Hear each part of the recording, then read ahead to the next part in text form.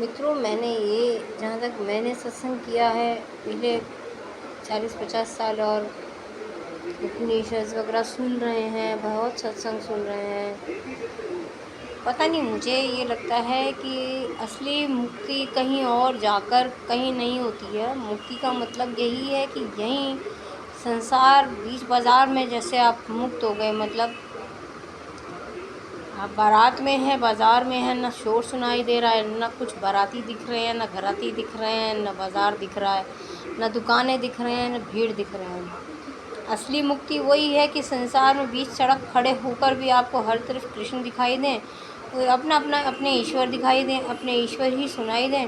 जो कहते हैं हम ईश्वर तो हमसे हर सेकंड जुड़े हुए हैं, अंग संग है, लेकिन हम उनसे नहीं जुड़े हुए। प्रॉब्लम ये है, जैसे छोटी सी बंदरिया का बच्चा बंदरिया नहीं पकड़ती, बच्चा उसको कस के पकड़ा रहता है। इस तरह से हमें जुड़े रहना चाहिए। अगर हमें ईश्वर से हमें ईश्वर की बात सुननी है, वो हमसे क्या कहना चाह रहा है, क्या कह रहा है हर वक्त, अगर आप उनसे नहीं जुड़े हैं, आप लाख भगवान चिल्लाता रहे, आपको संकेत देता रहे, आप अंधे गूंगे बहरों की तरह निकलते जाएंगे, बर्बाद हो जाएंगे, आप नहीं सुन पाएंगे। आपका उनको पकड़े रहना ज़रूरी होता है।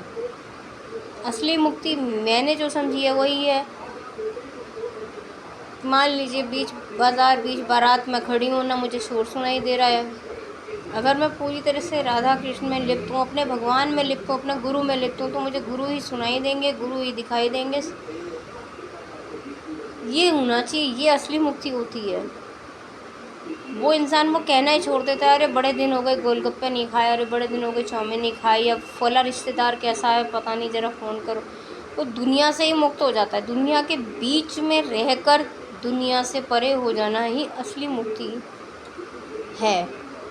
इसको कहते हैं ईश्वर की शरण में जाना, ईश्वर को पा लेना। आप सुन नहीं पाते, भगवान तो आपको बहुत कुछ बोल रहा है, यहाँ मत जा, ये मत कर, वो मत कर, उसे मत सुन, लेकिन आप सुन कहाँ रहे हैं। आपका ईश्वर से जुड़े रहना ज़्यादा ज़रूरी है। ईश्वर हमारे गुरुजी हमें रोज़ नज़र करते हुए जा रहे हैं, लेकिन क्या फ़ायदा अगर मेरी नज़र ही उन पे नज़र नहीं है। वो तो कमरे से भी बैठ के मुझे सुन रहे हैं, देख रहे हैं, वो तो ब्रह्मांड से भी बैठ के मुझे देख रहे हैं, सुन रहे हैं। असली चीज़ है कि हम उन्हें पकड़े रहें। हम उनकी शिक्षा को, हम उनको जब ग्रहण कर पाएंगे, हम उनकी शरण में तो जब ही जा पाएंगे ना, जब हम जाएंगे। कुआं प्यासा कुएं के पास जाता है ना, कुआं तो प्यासे के पास नहीं आता ना।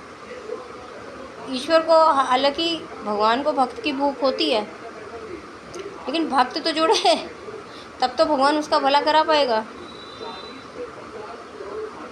हरे